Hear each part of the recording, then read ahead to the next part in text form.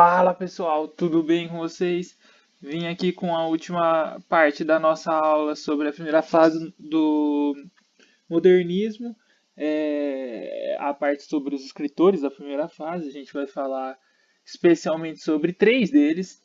O primeiro vai ser Mário de Andrade, que é o, eu acredito que o mais importante deles, apesar de Oswald de Andrade ser a liderança. O Mário teve obras de muito sucesso. E aí depois a gente também vai falar de Manuel Bandeira, que particularmente é o meu favorito. Bem, mas vamos falar primeiro do Mário de Andrade, então. Isso aqui é o Mário. Ele é um cara que, digamos, de um perfil low profile, sabe? Um perfil que parece um tanto conservador, mas ele não era. Apesar de ser um cara cristão, considerado um homem sério, professor do Conservatório de Música, ou seja, ele tinha contato com a cultura clássica de verdade, em si, sem exagero nenhum, era contato com a cultura clássica. Era uma figura carimbada nas procissões da Igreja da Consolação, que ele era muito católico. Apesar desse perfil, ele era um escritor ousado, corajoso, vanguardista, alegre e muito humano. O que eu quero dizer com tudo isso? Que ele não tinha medo da crítica. O Mário de Andrade, ele era inventivo, ele escrevia coisas que ninguém escreveu antes, ele era inovador, ele queria colocar novos elementos na arte brasileira. Ele foi um cara muito importante, muito lido. Ele foi, junto com o Oswald de Andrade, apesar do Oswald ter lançado as bases, escrito como que devia ser, quem escreveu algo consistente foi o Mário, de verdade, assim. O romance Macunaíma é importantíssimo para a história da nossa arte. Macunaíma é muito importante. Ele escreveu obras em prosa, né, em texto escrito, e também escreveu poemas. As principais obras dele, de livros, romances, são Macunaíma e Amar, Verbo Intransitivo, que são ambas histórias muito interessantes e muito importantes. Macunaíma a gente vai falar mais para frente, mas o Amar, Verbo Intransitivo, ele fala da história de um menino que, enfim, o pai de um menino, eu não sei de quantos anos ele tinha, mas o pai contrata uma mulher para que ele perca a virgindade com essa mulher, porque ele não queria que o moleque se expusesse à sífilis, que era a doença sexualmente transmissível mais comum na época e que ainda não tinha cura. E então era uma paixão comprada, era uma prostituição. Só que eles se apaixonam. Então tem um quê meio de Brás Cubas, para quem leu Memórias Póstumas de Brás Cubas. Então é muito interessante. Em Macunaíma a gente vai falar mais no próximo slide, e é sem dúvida o romance mais importante dessa fase. É um grande romance que todo mundo deveria ler até hoje.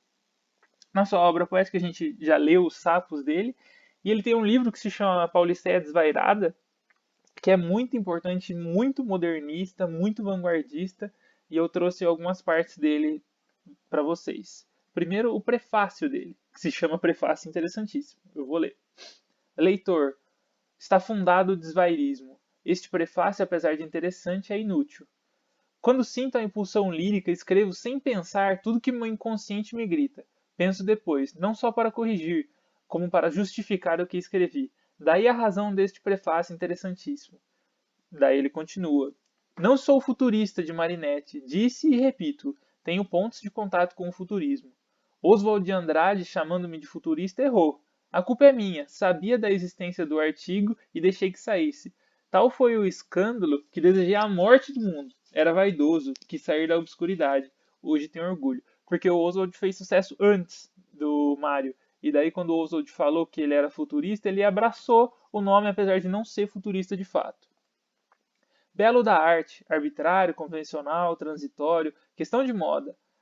Belo da natureza, imutável, objetivo, natural, tem a eternidade que a natureza tiver.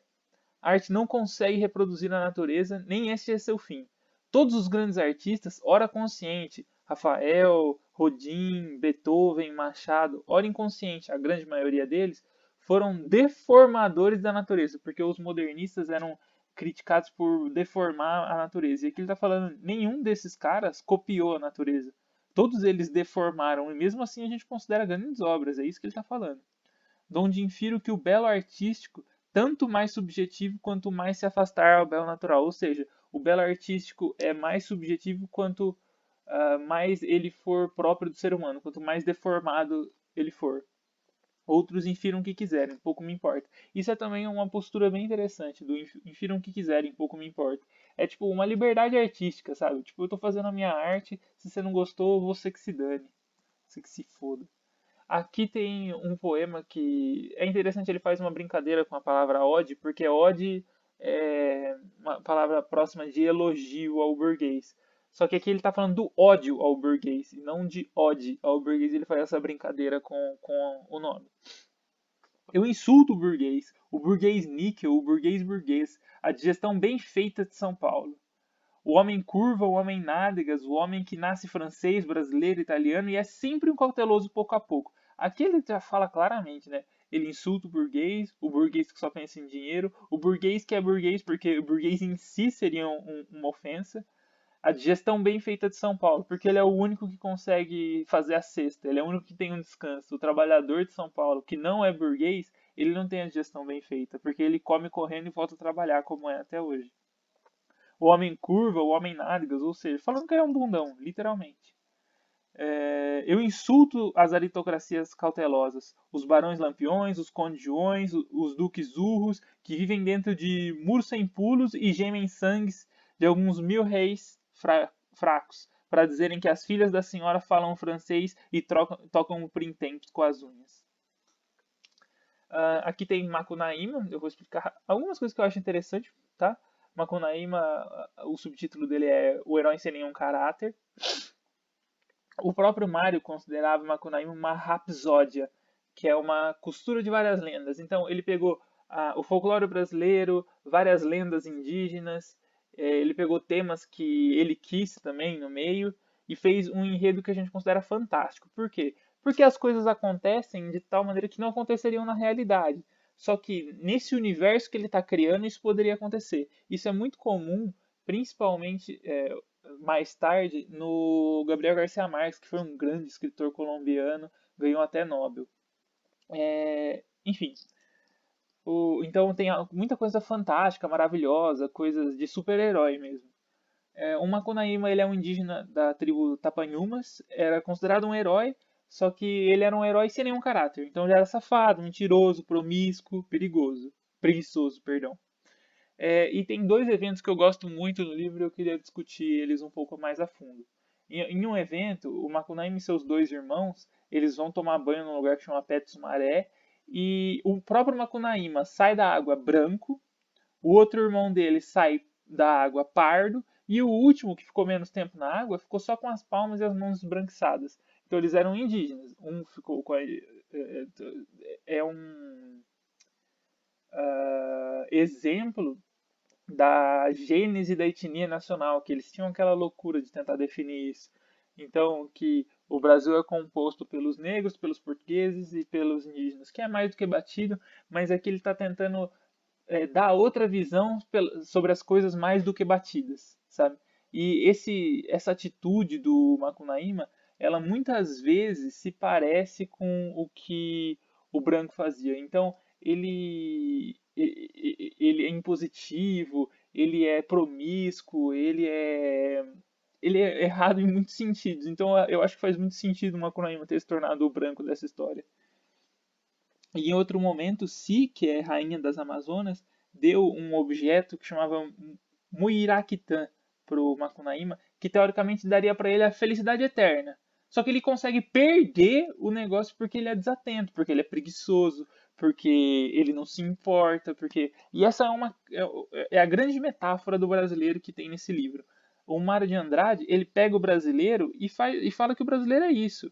Então ele tem tudo, ele tem o que dá a felicidade eterna, ele tem os irmãos, ele tem a felicidade, sabe, ele tem a fortuna, ele tem a felicidade, ele tem ele é um herói, só que ele é safado, ele é mentiroso, ele é promíscuo, ele é preguiçoso, por isso ele nunca vai a lugar nenhum. Ele tem tudo para ganhar tudo, o tempo todo, na vida.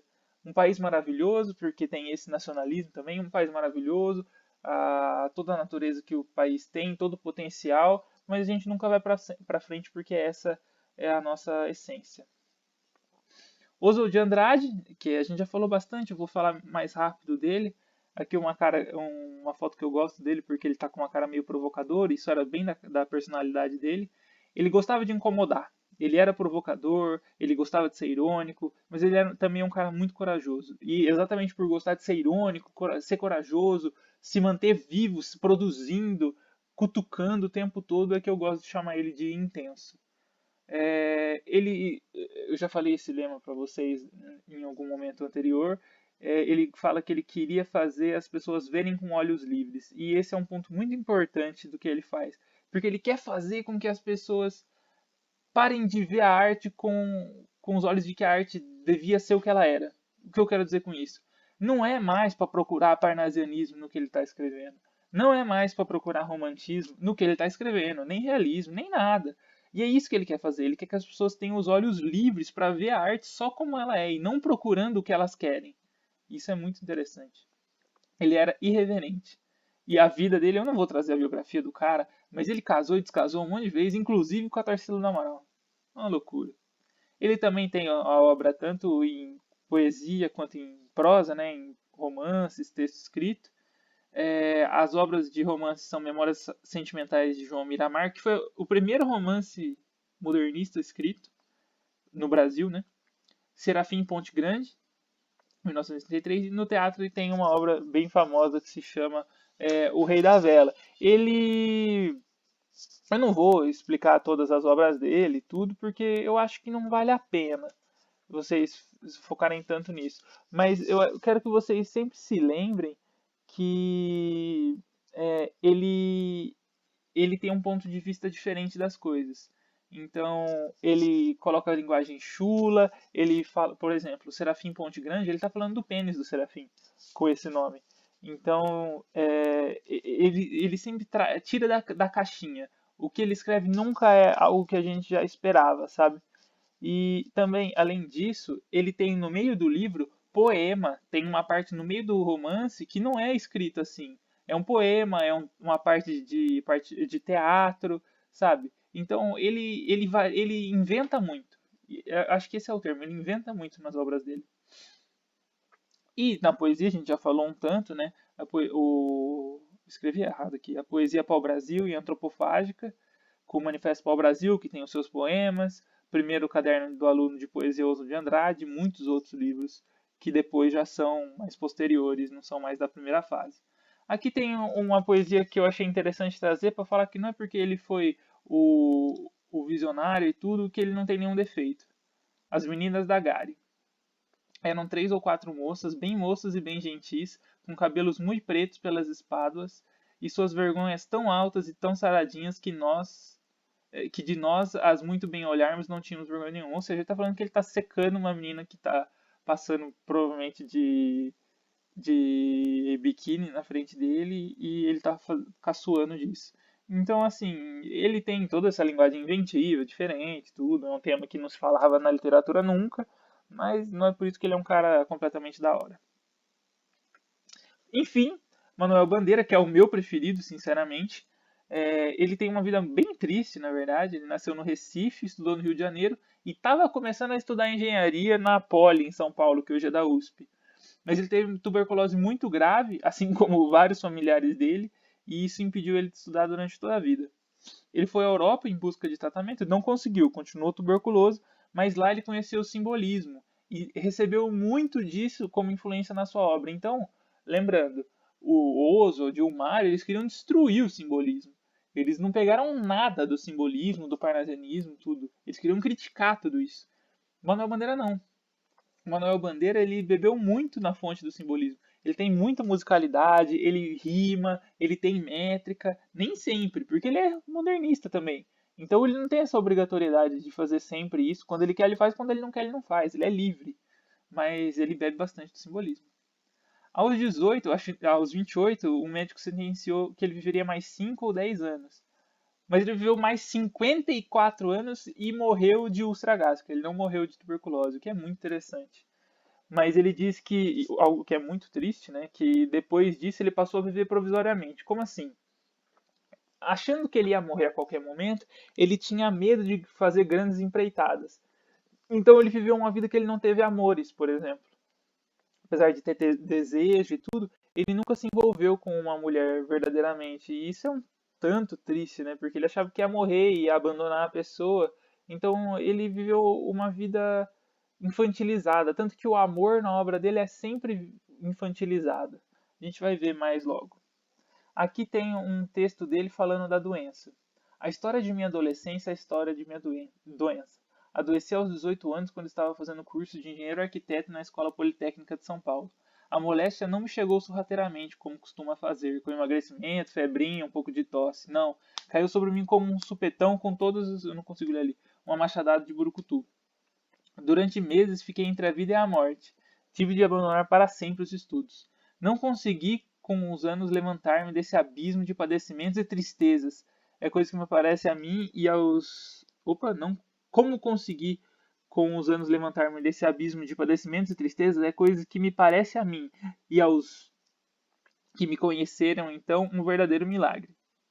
Aos 31, ao editar o primeiro de versos, A Cinza das Horas, o primeiro livro de versos, era praticamente um inválido. Publicando, não tinha de toda a intenção de iniciar uma carreira literária. Aquilo era antes o meu testamento, o testamento da minha adolescência. Mas os estímulos que recebi fizeram-me persistir nessa atividade poética, que eu exercia mais como um simples desabafo do que dos meus gostos íntimos, da minha forçada ociosidade. Hoje vivo admirado de ver que minha obra de poeta menor, de poeta rigorosamente menor, tenha podido suscitar tantas simpatias.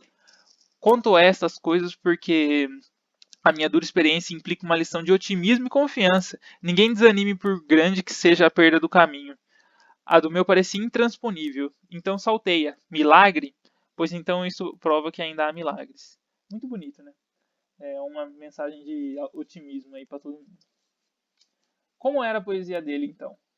Bem, ele tinha uma grande influência do simbolismo, então muitas vezes ele usava versos com rima, com métrica, era muito musical. Nem sempre ele usava, tá? Mas ele usava sim uma grande influência do simbolismo. Então ele não foi um modernista tradicional como Mário de Andrade e Oswald.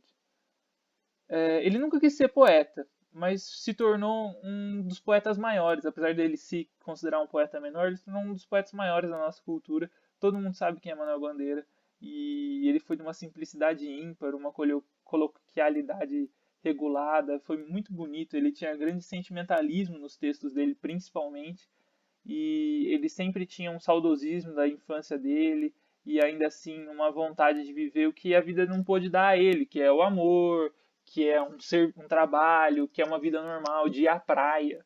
Inclusive eu trouxe aqui, vou-me embora para Pasárgada, que é dele. Trouxe aqui o Abujamra falando. Mas esse texto fala muito sobre isso. Fala sobre as coisas que ele queria ter feito na vida e não conseguiu. De coisas simples, de ir à praia, de ir na academia. Sobre a infância dele um pouco. E ele fala muito sobre aquilo que ele queria ter feito e não conseguiu. Vamos ouvir. Eu vou embora para Passárgada, lá sou amigo do rei, lá tenho a mulher que eu quero na cama que escolherei. Vou embora para Passárgada, vou embora para Passárgada, aqui eu não sou feliz. Lá a existência é uma aventura de tal modo inconsequente que Joana, a louca de Espanha, rainha e falsa demente, venha a ser contraparente da nora que eu nunca tive. E como farei ginástica, andarei de bicicleta, montarei em burro bravo, subirei no pau de sebo, tomarei banhos de mar. E quando estiver cansado, deito na beira do rio, mando chamar a mãe d'água para me contar as histórias que no tempo de eu menino Rosa vinha me contar. Vamos embora para Passárgada. Em Passárgada tem tudo. É outra civilização. Tem um processo seguro de impedir a concepção. Tem telefone automático. Tem alcaloide à vontade. Tem prostitutas bonitas para a gente namorar. E quando eu estiver mais triste de não ter jeito, quando a noite me der vontade de me matar, lá sou amigo do rei, terei a mulher que eu quero na cama que escolherei. Vou-me embora para Passárgada. Então, gente, isso é muito do que eu falei mesmo. Ele queria ter uma mulher, ele queria fazer ginástica, andar de bicicleta, montar no burro bravo, subir no pau de sebo, tomar banho de mar, tudo que ele queria. É que ele mistura um pouco do passado dele. Então, eu mando chamar a mãe d'água para me contar as histórias que no tempo de eu menino Rosa vinha me contar. Vou embora para Passagarda. Então, Passagarda é um lugar que não existe, é um lugar idealizado por ele, onde lá ele vai ter tudo que ele não teve na vida. É meio que um paraíso para ele. Então é muito bonito tudo que o Manuel de Bandeira escreveu. Ele é de uma simplicidade muito grande. É uma delícia ler Manuel Bandeira. Bem, espero que tenha sido agradável para vocês. Eu vou mandar uma lista, por favor, mantenham-se firmes. Essa aula é muito importante. Um beijo e um abraço a todos.